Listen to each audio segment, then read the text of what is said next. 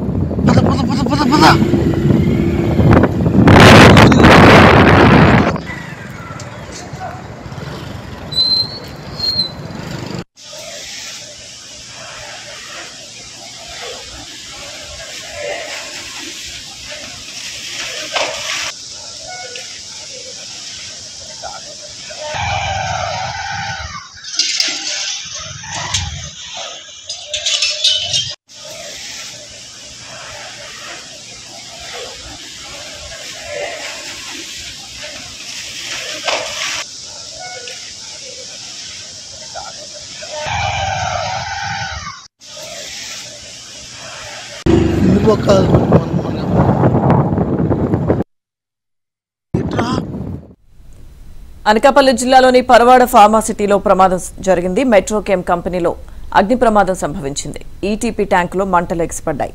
వెంటనే అప్రమత్తమైన అగ్నిమాపక సిబ్బంది మంటలను అదుపు చేశారు.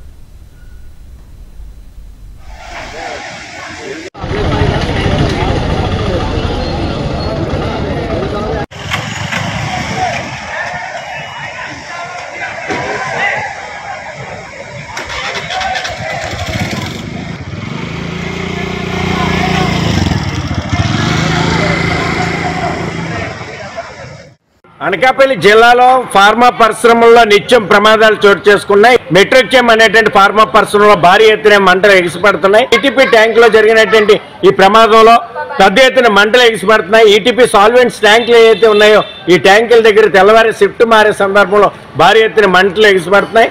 నవంబర్ 2వ తేదీన కూడా ఒక రియాక్టర్ పేలి ఇదే పరిశ్రమలో పెద్ద ఎత్తున మంటలు ఎగిసిపడడంతో పాటు రియాక్టర్ మాన్యువల్ పేలడంతో కార్మికుల యొక్క ప్రాణాలు అరిచేతిలో పెట్టుకుని పరుగులు తీశారు.